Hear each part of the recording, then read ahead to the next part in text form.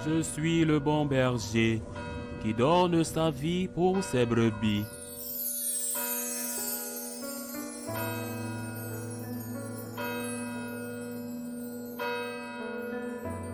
En ce temps-là, Jésus disait à ses disciples, Amen, je vous le dis, un riche entrera difficilement dans le royaume des cieux. Je vous le répète, il est plus facile à un chameau de passer par un trou d'aiguille qu'à un riche d'entrer dans le royaume des cieux. Attendant ces paroles, les disciples furent profondément déconcentrés et ils disaient, Qui donc peut être sauvé? Jésus posa sur eux son regard et dit, Pour les hommes, c'est impossible, mais pour Dieu, tout est possible. Alors, Pierre prit la parole et dit à Jésus, Voici que nous avons tout quitté pour te suivre. Quelle sera donc notre part? Jésus leur déclara, Amen, je vous le dis. Lors du renouvellement du monde, lorsque le Fils de l'homme siégera sur son trône de gloire, vous qui m'avez suivi, vous siégerez vous aussi sur 12 trônes pour juger les 12 tribus d'Israël. Et celui qui aura quitté, à cause de mon nom, des maisons, des frères, des sœurs, un père, une mère, des enfants ou une terre, recevra le centuple et il aura en héritage la vie éternelle. Beaucoup de premiers seront derniers, beaucoup de derniers seront premiers. Acclamons la parole de Dieu. Je pense que nous connaissons tous des personnes qui jouissent d'une très bonne situation financière, qui sont profondément religieuses et qui en témoignent. Ces personnes vont-elles être condamnées? Le Seigneur décide-t-il de la condamnation ou du salut en fonction du montant de la déclaration d'impôt? Et si l'on se penche sur l'histoire des saints déjà canonisés, on constate qu'il y a eu des rois saints comme Saint Ferdinand en Espagne ou Saint Louis en France, qu'il est fort probable que certains martyrs aient été des personnalités illustres de leur époque.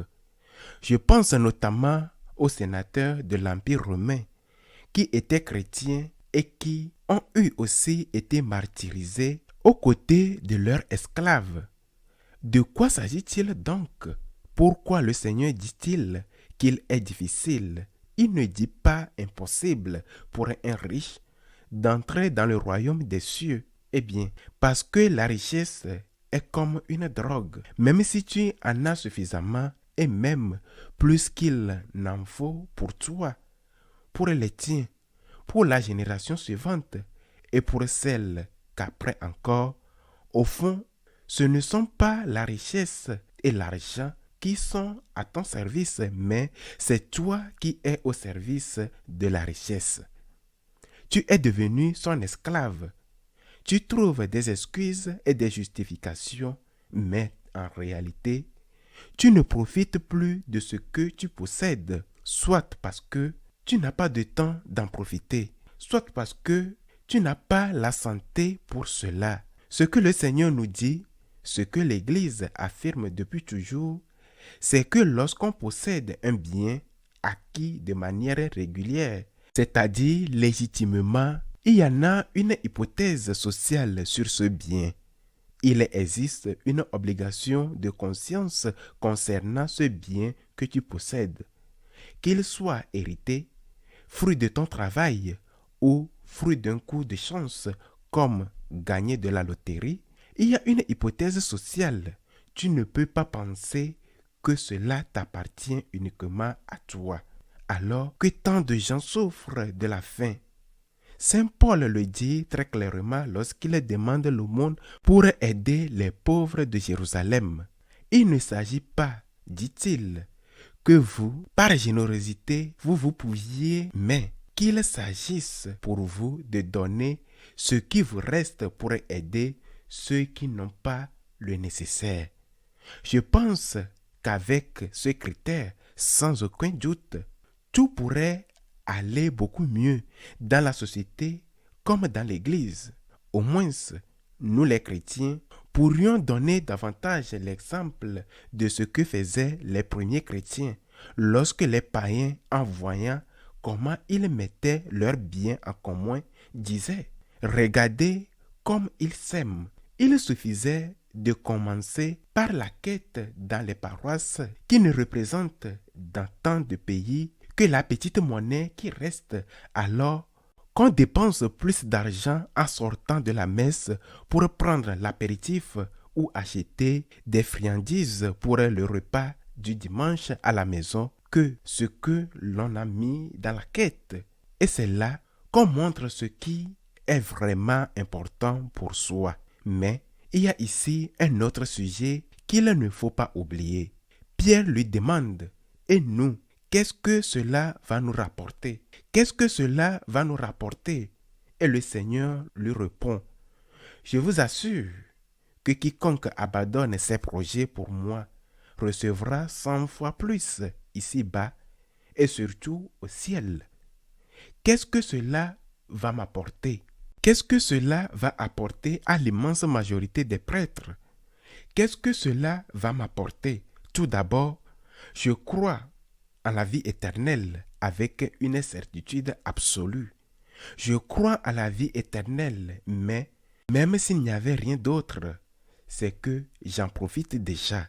C'est que la récompense, ce que Saint Pierre ne comprenait pas, c'est d'être avec Jésus ou non. Combien le plus grand milliardaire du monde serait-il prêt à payer pour passer 1 heure avec le Christ? 1 heure, oui. Ah, et ces gens-là, ces apôtres, ont vécu avec lui pendant 3 ans. Ils l'ont écouté, ils l'ont vu accomplir des miracles. Ils ont partagé avec lui la nourriture, les soucis, les dangers, les joies. Cela n'a pas de prix. Recevoir la communion n'a pas de prix. Être en communion avec le Christ, le Seigneur, pendant un moment d'adoration devant le Saint-Sacrement n'a pas de prix. La paix que le Christ te donne n'a pas de prix. La joie que tu ressens quand tu as aidé quelqu'un n'a pas de prix. C'est pourquoi nous ne devons pas lui demander ce qu'il va nous donner en retour, mais nous devons lui dire « Merci Seigneur, car tu m'as déjà donné ma récompense à l'avance. Tu m'as payé avant même que je travaille. Et tu vas me donner ce que tu m'as promis. Tu vas me donner bien plus encore, être avec toi au ciel. Mais même si tu ne me donnais rien d'autre, être avec toi ici-bas est déjà plus que suffisant. Merci Seigneur, tu es le meilleur patron du monde, celui qui paie le mieux au monde. Être avec le Christ, c'est la récompense, car le ciel, c'est être avec Dieu. Et être avec le Christ, c'est déjà être au ciel, ici sur la terre. Qu'il en soit ainsi.